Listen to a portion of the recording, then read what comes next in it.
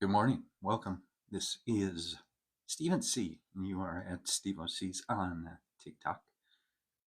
Today is Monday, July 7th, 2025, and this is our daily 11 a.m. Course in Miracles study and review, where we look at and discuss and review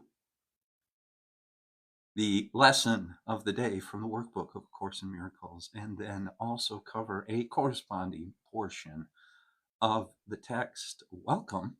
Thank you for being here. Please share this live, like this live, and comment. Also, follow this account. If you miss the daily session, you can go to my YouTube channel. The link is in the account bio, or search at Steve O'C's, STEVOSCEES on YouTube. And the daily transmission, you will find the daily live, the broadcast, the transmission over on the YouTube channel. Over 150 hours of material now on the YouTube channel since January 1st. I like to begin each session by reciting and reviewing the introduction to the Course in Miracles as a grounding exercise, an opening prayer, if you will, in order to orient to the text, to the purpose of this daily review. The introduction to the Course in Miracles reads, "This is a Course in Miracles. It is a required course. Only the time you take it is voluntary. Free will does not mean that you can establish the curriculum. It means only that you can elect what you want to take at a given time. The course does not aim at teaching the meaning of love, for that is beyond what can be taught. It does aim, however, at removing the blocks to the awareness of love's presence, which is your natural inheritance. The opposite of love is fear, but what is all-encompassing can have no opposite. This course can therefore be summed up very simply in this way: nothing real can be threatened, nothing unreal exists. Herein lies the peace of God." And if you are like me, if you are a student of the Course in Miracles, or even if it is your first time being exposed to this material, to this curriculum, this universal curriculum, you want the peace of God. I want the peace of God. To say these words is nothing. To mean these words, however, is everything.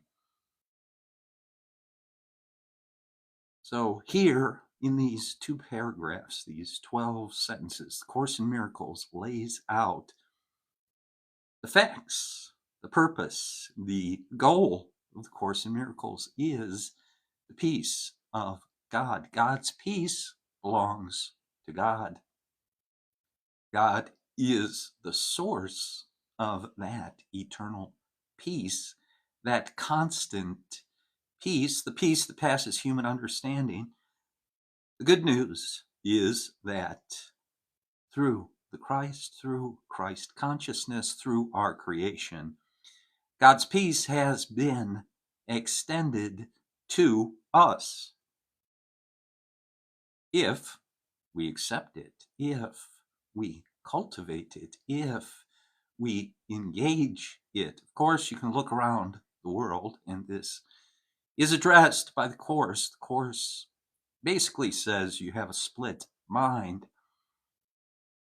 You have eaten of the fruit of the tree of the knowledge of good and evil. And the Course gives this a new interpretation, a deeper interpretation, an esoteric spin on the Christian framework of self-inquiry, impartial self-observation. And so that is why we are here, to wake up from the dream, to dissolve the illusion which we find ourselves in, and to return to the light and the love that is our natural inheritance, that is our natural state of being. We have led ourselves astray. The Course says we have taught ourselves incorrectly and therefore placed ourselves in an impossible situation. The Son of God does not know who he is. The Son of God, you, me, all of us, specifically, individually, and generally, collectively, do not remember our source, do not recall who and what we really are. We do not remember our true identity and power. So, everybody knows the rules. One lesson per day, 365 lessons in the workbook, in the Course in Miracles. The Course in Miracles is divided into three general sections: the text, the workbook, and a manual for teachers. We are all teachers. We are all students. We are all teaching and learning all the time. Lesson 188. Today, Monday, July 7th, is the 188th day of the year, one lesson per day. And this lesson reads, "The peace of God is shining in me now." The peace of God. We want the peace of God. I want the peace of God. And guess what? It is within me right now, right here, shining, radiating, and enveloping me and enveloping everything I see. God is in everything I see. The peace of God is in everything I see, because God is in my mind.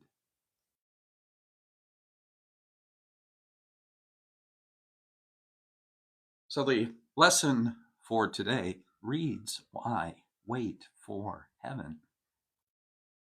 First sentence of the first paragraph of this workbook lesson. Why wait for heaven? Those who seek the light are merely covering their eyes. The light is in them now. Enlightenment is but a recognition, not a change at all. Light is not of the world, yet you who bear the light in you are alien here as well. So you are in the world, but not of it. You do, in fact, come from somewhere else. You are, in fact, an alien. To whatever degree, an immigrant, if you will, to the planet, to whatever degree you choose to acknowledge it, recognize it, see it.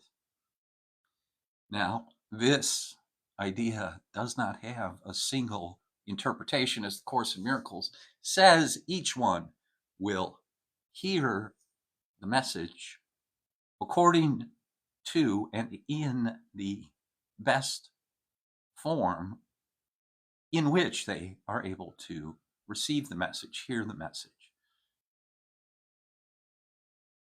So some people may think of the word alien or foreign in one way, while other people may think of it in another way. Nonetheless, enlightenment is but a recognition, not a change at all.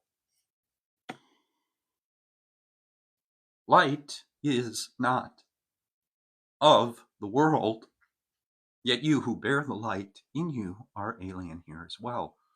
The light came with you from your native home and stayed with you because it is your own. It is the only thing you bring with you from Him who is your source. The only thing we bring with us is the light, and yet the light is everything. The light, enlightenment, the truth, the whole truth, and nothing but the truth, all power, all presence, all intelligence, all omniscience. What else could you ask for? What else could we ask for? The light came with you. It is the only thing you bring with you from Him who is your source. It shines in you because it lights your home and leads you back to where it came from.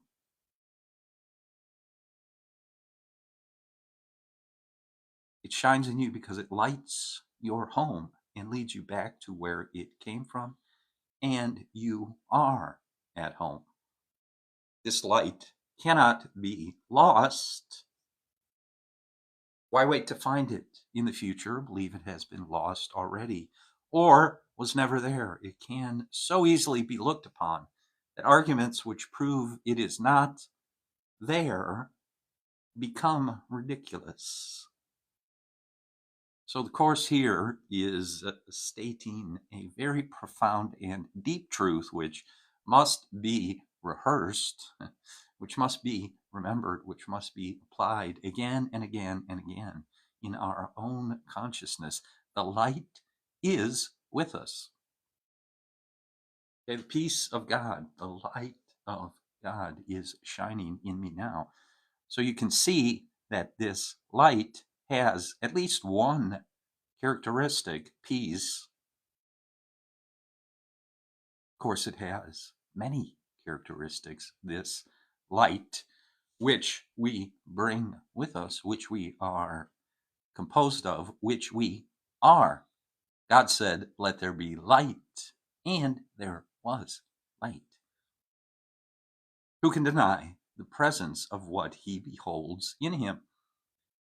It is not difficult to look within, for there all vision starts. There is no sight, be it of dreams or from a truer source, capital S, that is not but the shadow of the seen through inward vision. That is where we find truth, within, with inward vision, proceeding deeper and deeper and deeper and deeper into ourselves, into our own consciousness, into the unconscious, as Dr. Jung, Carl Jung, explained, deeper and deeper into the unconscious, which is not to be feared, which is the source of the light, the real light. We have simply cut ourselves off from it. We have cut ourselves off from the unconscious, and we have allowed certain other thought forms, dark thought forms, negative thought forms, egregors, parasites, malevolent entities to attach themselves for lack of vigilance, perhaps to that unconscious mind space, is one way to think of it. There is no sight, be it of dreams, of course, these negative entities, these negative egregors, thought forms, thought complexes are dreams, are illusions. They're not really there. We try to purify our consciousness. The discipline is one of purification and forgiveness. So we are forgiving ourselves, purifying ourselves, step by step, moving closer to the true source. Innocence, purity, sinlessness, no guilt, no shame, no disgust. Okay. Inward vision. There perception starts and there it ends. It has no source but this. The world we see outside of ourselves is not the source. It is the projection. It is the illusion. It is the changeable. The source within us is the unchangeable. So again, the trick, the game, the practice, the spiritual practice is to approach the unchanging in an ever fuller degree, increasingly complete, increasingly whole. That is the challenge. That is the game. That is the fun. The peace of God is shining in you now, and from your heart extends around the world. Okay? This can be seen with the inner vision, with inner imagination. See it now. Peace of God is shining in you now. See a light extending from your heart, right? An atom, a spark of heavenly light, heavenly power, heavenly presence. See it in your heart now and then expand. Let it expand. See it expand, expand, expand, and allow it to extend around the world. It pauses to caress each living thing, leaves a blessing with it that remains forever and ever. What it gives must be eternal. It removes all thoughts of the ephemeral and valueless. True value, the only value, real value, reality. Okay, the treasures of heaven, which are the reality, which are not the illusions, which are not the ephemeral. They are the solid. They are the actual. That is where the value is. That is where the riches are. That is where the treasure is as it is touched, as it is encountered. It translates itself automatically to the outside world. Seek ye first the kingdom of heaven. Everything else is added. Everything else is a derivative. Everything else is secondary and tertiary. It follows from touching the hem of the garment. It follows from the internal embodiment of the truth. Everything will arrange itself perfectly. Every desire, every true desire, every authentic desire will be met, will be produced automatically, peacefully, easily, effortlessly, right? This is how we know the world is upside down and backwards. Too much effort, too much pushing, too much straining. You would strain a gnat, right? You're straining nothing. You're straining against nothing. Open up your heart. Spread the light. Shine the light from within consciousness, from within your heart consciousness, your heart awareness.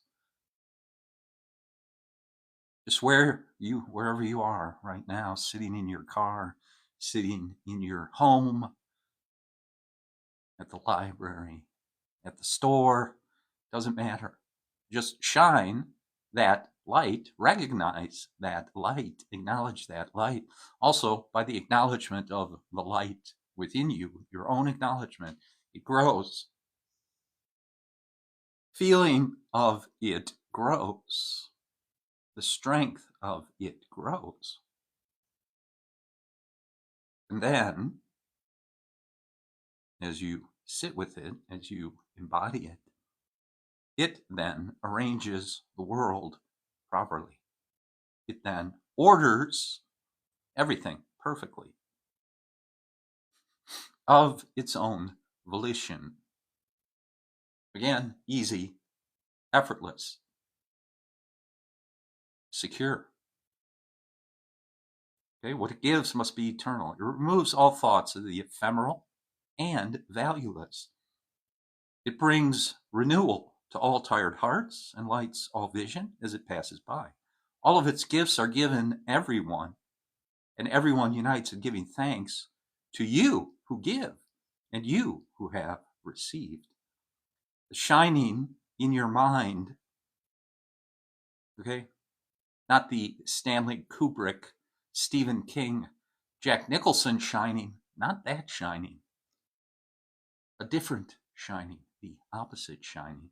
The shining in your mind reminds the world of what it has forgotten, and the world restores the memory to you as well. From you, salvation radiates with gifts beyond all measure, given and returned.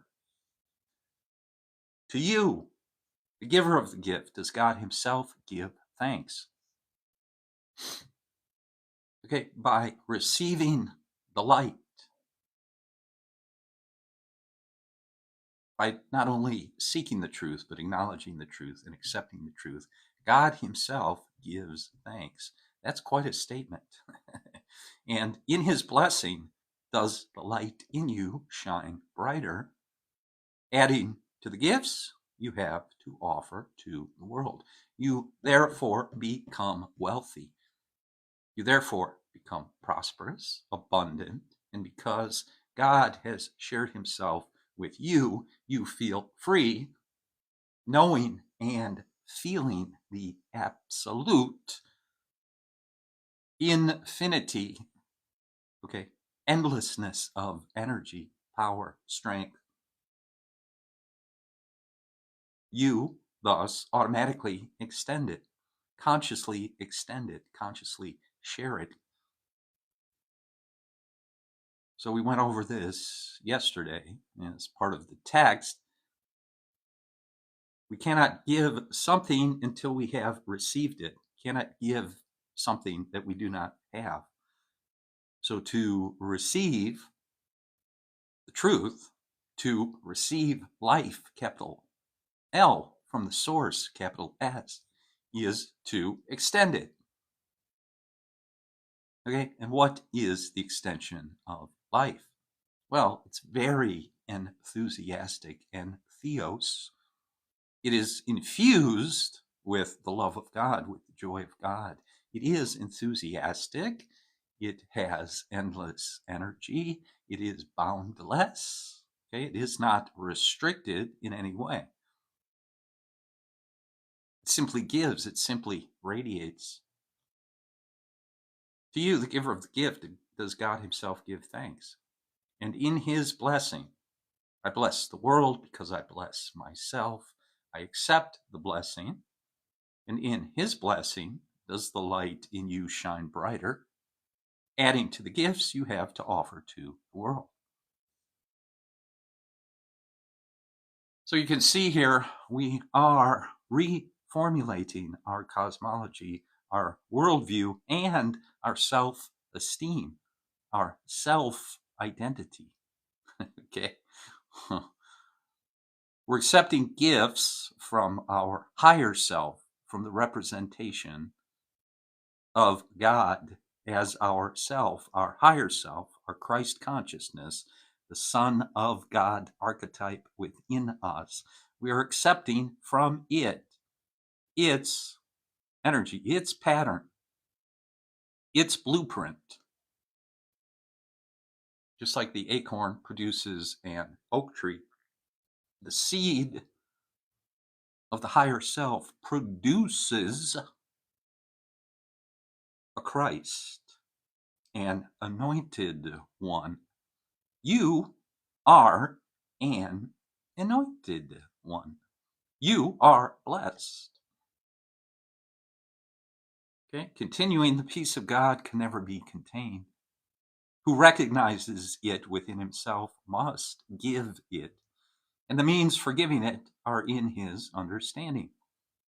He forgives because he recognized the truth in him or her. She forgives because she recognized the truth in herself. Peace of God is shining in you now and in all living things. In quietness is it acknowledged universally. For what your inward vision looks upon is your perception of the universe. So what our inward vision looks upon. Perception is projection. Okay, what we perceive within is extended outside of ourselves, is produced, created outside of ourselves. The only problem, the only confusion is the conditioning, how our mind has been conditioned, conditioned by, thank you for the likes, thank you. Thank you for hanging out. Thank you for the likes. Thank you for the likes. The only problem is the conditioned mind, what we have been told, what the propaganda is telling us, what our culture has told us, what our Western mindset has told us, what materialism has told us, scientism has told us, that there is no spirit, that a spiritual connection is not necessary. Of course, that is changing. That is being reversed. That trend has worn itself out. There is a new trend toward mindfulness practices, toward interpersonal, interrelational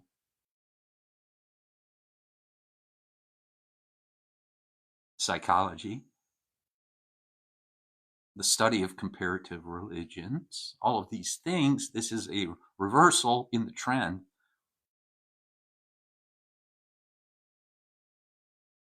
We're witnessing it right now, the transformation of consciousness,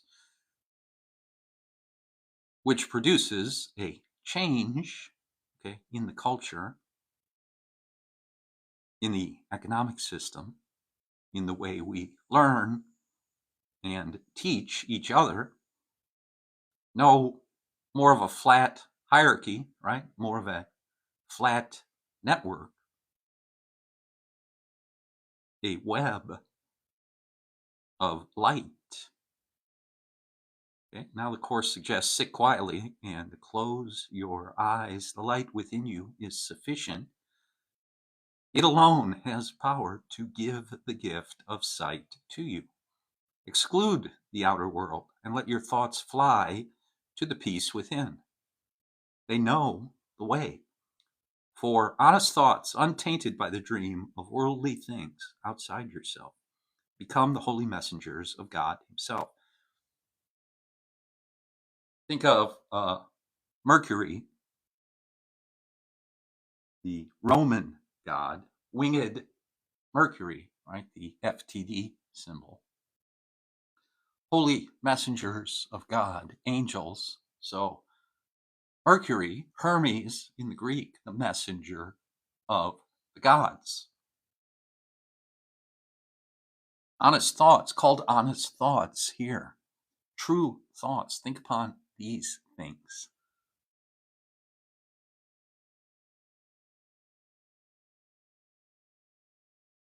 What are the messages of God Himself? Well, there'll be peaceful thoughts. There'll be peaceful visions. There will be an increased facility to imagine peaceful situations.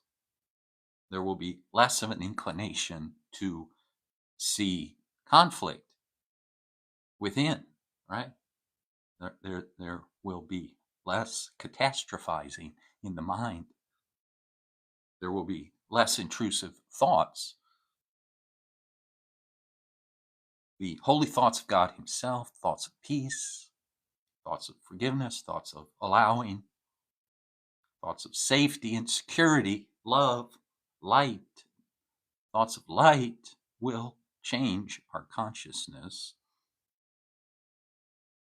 will strengthen the consciousness in truth. Okay, so we have to study, we have to build a picture, we have to expose ourselves to those ideas. Okay, metaphysical book section at Barnes and Noble, if any of them are still left, if you can still find one,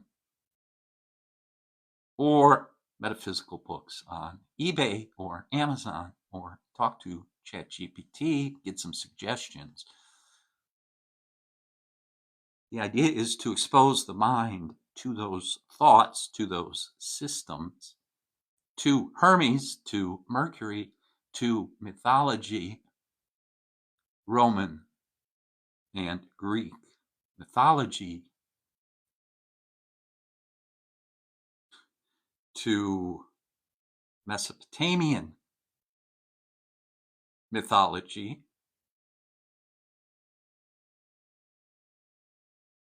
to alchemical texts, alchemical commentary, esoteric commentary. Okay? You don't have to swallow it whole. One little bite at a time, one little step at a time. And so you mount up to the heavens one step at a time. Okay, the messengers of God himself, these thoughts you think with him, they recognize their home.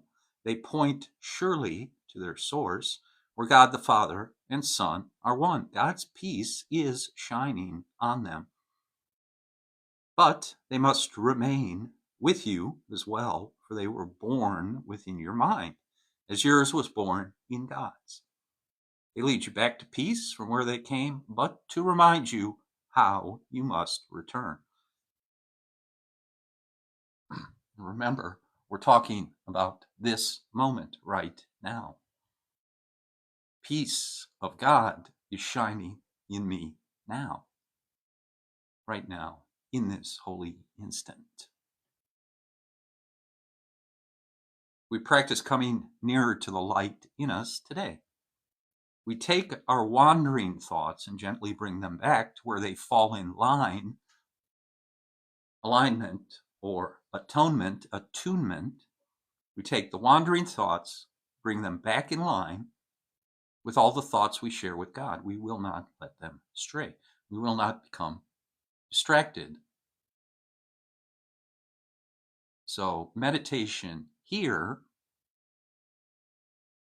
as a mind discipline, as a mind training, the ability to focus the mind and keep the mind focused upon a single idea, the singularity, the one, the all.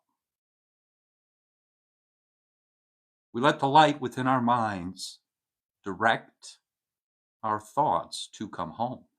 We have betrayed them, ordering that they depart from us, the thoughts of God. We have betrayed the thoughts of God, but we now call them back and wash them clean of strange desires and disordered wishes. We restore them to the holiness of their inheritance. And so we say, the peace of God is shining in me now. Let all things shine upon me in that peace, and let me bless them with the light in me. So there's a good practice too, blessing everything, blessing the wreck of a car you drive, blessing your girlfriend, your boyfriend, your husband, your wife, blessing your children, blessing your home, blessing the trees, blessing the birds, blessing the doctor, blessing the psychologist, blessing the garbage man, blessing the garbage in Philadelphia, blessing, blessing, blessing, blessing, right? This brings us closer to home, closer to the source, and so that is healing. That is the game. That is what we are engaged in. Either healing or judgment. We learned yesterday. Either I'm going to judge and criticize everyone and everything, and if I judge and criticize one thing, let's remember, if I do it to one thing, I'm doing it to everything, because everything's connected. So the practice is not to judge. If I am not judging, I will automatically heal. Healing is the automatic part. Healing, which represents the perfection of the source code, the source vibration, the source light, is healing as it brings us back, as it returns us. So you can imagine floating on a ray of light back to the source, and as you get closer and closer and closer, as you float further and further away from this world toward the source, toward the sun, if you will, there is more and more and more and more healing. You feel better. Your mind clears. Your heart becomes more loving. Condemnation and judgment completely disappear. Okay, so that is lesson 188. The peace of God is shining in me now. Now to corresponding portion of the text, chapter 22. This is today the beginning of chapter 22. So this is the introduction to chapter 22, which is called Salvation and the Holy Relationship. Salvation is the holy relationship. God's plan for salvation is remembering the one relationship, the one perfect relationship, the only relationship. Every other relationship is a reflection of one relationship. Salvation and the holy relationship. So this begins by saying, take pity on yourself, so long enslaved. Rejoice, whom God hath joined, have come together, and need no longer look on sin apart. No two can look on sin together, for they could never see it in the same place and time. Sin is a strictly individual perception, seen in the other, yet believed by each to be within himself.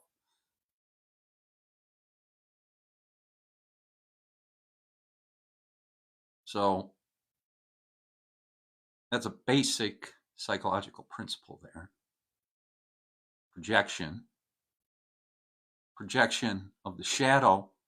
Sin is a strictly individual perception, seen in the other, seen outside of myself, yet believed by each to be within himself. And then, by the way, forgotten, suppressed, stuffed. Okay, stuffed, as the veterans like to say. Stuff their feelings. Believed to be within himself, then, well, ignored, quite frankly. That's why it's projected. It has to be dealt with in some manner. That psychic energy has to be dealt with somehow.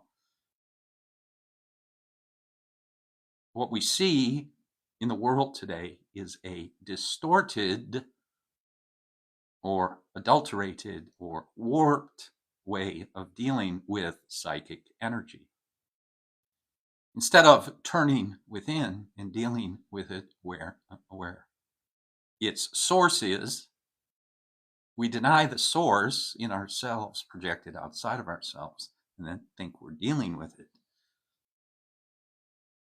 Each one seems to make a different error. One the other cannot understand, right? Lack of understanding. Each one seems to make a different error. This one likes Trump, that one doesn't like Trump. They're both wrong from each other's perspective.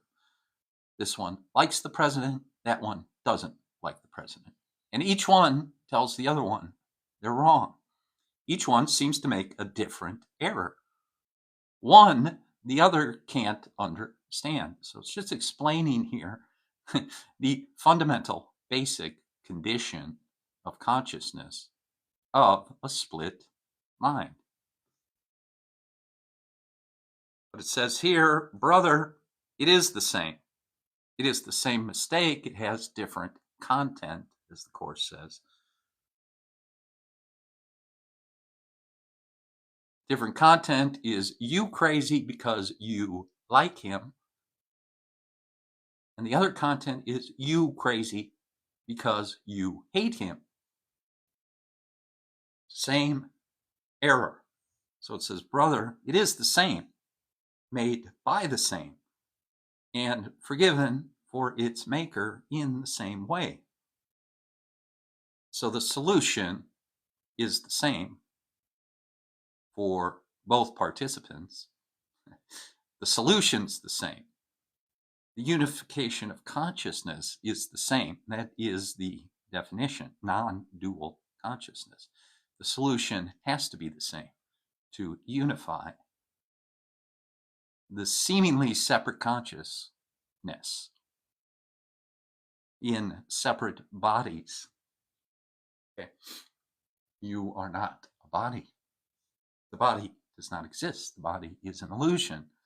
The body is a symbol. The body is a construction, a simulation, a symbol of separation. That's why bodies are separate. Allegedly, harboring separate minds. Allegedly. So, there's the rub.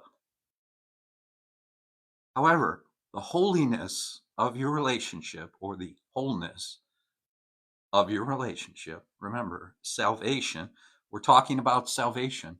We're talking about ending the conflicts, all of them, all at once, okay, in our own consciousness. That's the only place it can be done. That's the only place it is effective. Okay, it's a reversal of consciousness, and thus a reversal of perception from duality to non-duality, or unity. Unity consciousness. The holiness of your relationship forgives you and your brother, despite his political opinion. The political opinion matters not to the Holy Spirit. The Holy Spirit does not see a political opinion. The political opinion is conditioning. Okay? It's part of your family. It's part of where you grew up. It's part of who you hung out with. It's got nothing to do with nothing. You just picked it up like a bad cold, and you became identified with it. And so if it's challenged, you think your identity is being challenged. Course in Miracles says your identity cannot be challenged. Your identity is in God. Your identity is, was, and forever shall be what God said it was. What God is saying it is right now, and what God will continue to say it is. Sinless. This is my beloved son. This is my beloved daughter. This is my beloved child in whom I am well pleased. Period. Doesn't matter what you do, doesn't matter who you vote for. God doesn't care about that. Those are the details. Devil's in the details. God is not in the details. The holiness of your relationship forgives you and your brother, undoing the effects of what you both believed and saw. And with their going is the need for sin gone with them. Who has need for sin? Only the lonely and alone, or the separate, who see their brothers different from themselves. Right? So, 12th step, we're told, don't see the differences, see the similarities. Look for what's the same, not for what's different. It is the difference, seen but not real, that makes the need for sin, not real but seen, seem justified. So it's going from the inside out, and it's really breaking it down here. The thought of separation creates the thought of differences. The thought of differences produces the perception of differences. Identification with the differences produces sin. It's a big circle. Okay, so you want to jump tracks. You want to jump from that circle to the circle of life, the circle of light. You want to just quantum leap. You don't want to be on that limited and limiting track. They're both circles. The one spirals down, the other spirals up. The one constricts, the other expands, but they're both circles. They're both, quote unquote, doing the same thing, just in opposite directions. And for an unholy relationship is based on differences, where each one thinks the other has what he has not. They come together, each to complete himself and rob the other. Okay, how am I, quote unquote, completing myself, coming together with a political opponent? Because I'm robbing him of the truth. I'm claiming the truth. I'm making myself whole. And you are the broken one. See? So we come together. I'm going to make myself whole by making you incomplete. Therefore, I'm robbing you. In whole by making you incomplete. Therefore, I'm robbing you. In this metaphor, they stay until they think there is nothing left to steal and then move on, right? Time for a commercial break. We're gonna argue. This panel is gonna argue about what's happening in Washington, D.C. until the commercial break. We'll be right back. They stay until they think there's nothing left to steal and then move on. And so they wander through a world of strangers, unlike themselves, living with their bodies perhaps under a common roof that shelters neither. In the same room and yet a world apart, right? In the same studio, whether that studio is broadcasting for CNN or Fox or MSNBC or any of the other ones, okay? Perhaps under a common roof that shelters neither, in the same room and yet a world apart, okay? Now, here's the other circle. Not the other side of the coin. We're tossing that coin out. We're getting rid of that coin. This is a different coin. A holy relationship starts from a different premise. Each one has looked within and seen no lack. Accepting his completion, he would extend it by joining with another whole as himself. She sees no difference between these selves, for differences are only of the body. So one self that is not different, one self that is the same. Okay, different variations, different flavors, but nothing to fight about. Okay, nothing to get disturbed about, just a different flavor. Just take what you want from the buffet and leave the rest alone. It's fine.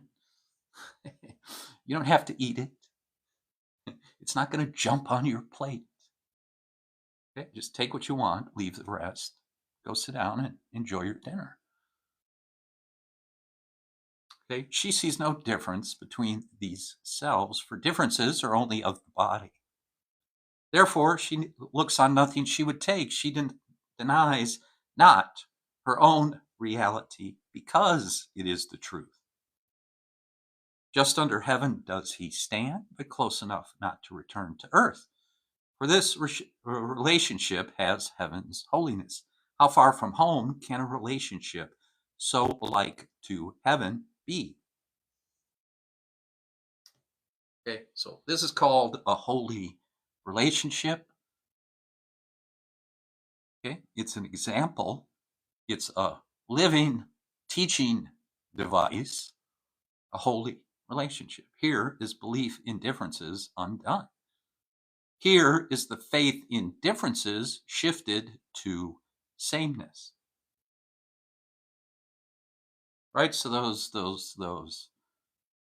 you know, let's do this like Abraham Hicks. Let's do this like Esther Hicks, one step at a time. Those political hacks, those partisans in the studio at CNN or in the studio at Fox may have their differences, but let's just take a tiny little step here. They're the same. They all like talking about politics. Get it? Right? So, no, they're the same. They're not different, they're the same. So now we've turned the corner, we've turned the other cheek, we've turned around. Get thee behind me, Satan.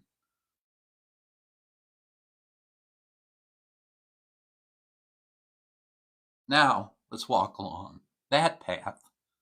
Let's find some more similarities. Excuse me. Let's find some more things we can agree on. Let's build that road. Let's build that bridge. Let's build that infrastructure. That's it. It's very simple. It's very easy. Just need a little willingness, as the Course says. A little willingness and the Holy Spirit, the higher structure, the higher consciousness, the higher self will work it out. So that person you like to argue politics with, just take them out to lunch and talk about other stuff. Talk about things you can agree on. Cool cars, a beautiful sunset, the mountains, great hike in the forest, fishing. Talk about that stuff. Right? Make some space for the gifts of the Holy Spirit. And then think what a holy relationship can teach. Think what you'll learn from that experience. After the experience, do think. Ask yourself, what did I learn? Well, I learned that Jim and I could go to lunch and talk about 5, 6 different subjects and never once mentioned politics. It was almost pleasant. I almost, for a minute there, I think I enjoyed myself for a couple minutes. I think so. I'm not really sure what that feels like, but I think that's what happened, right? Here's the faith in differences shifted to sameness. Here's the sight of differences transformed to vision. Reason can now lead you and your brother to the logical conclusion of your union, right? Then reason it out, work it out, figure it out.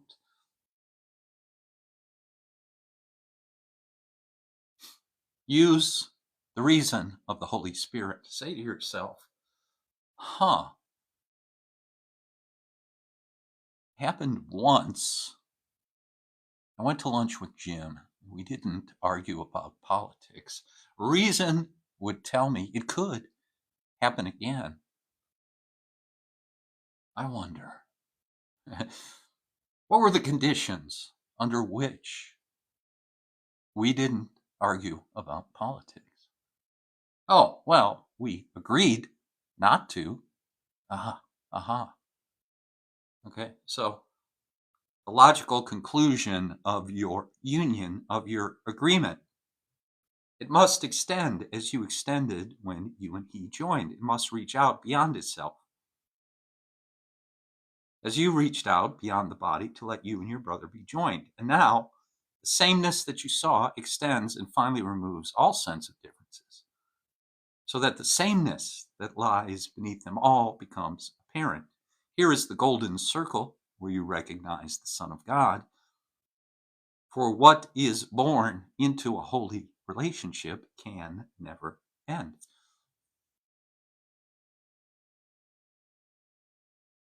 So going to lunch and not arguing with Jim about politics is salvation, is a holy relationship. What?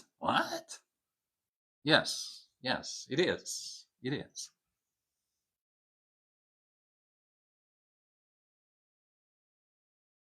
Oh, I'm getting the 5-minute warning. I don't know if that cuts me off or what happens, but hopefully you still heard me through that. But I've been given the 5-minute warning that we're finished anyway. So salvation and the holy relationship. Thanks for being here, and thank you for the likes. Good to see you. I appreciate your presence. I appreciate you hanging out. I'm here every day at 11 a.m. Central. And this live will be uploaded over to YouTube. Go to the YouTube channel. You can listen to this live again, or there are many others over there. Subscribe to the YouTube channel. Hit the like button over there a couple times. Your help is appreciated. Thank you for being here today. I'll be here tomorrow at 11 a.m. Central Time. Peace and blessings. Love you. Have a fantastic day. I'll talk to you tomorrow.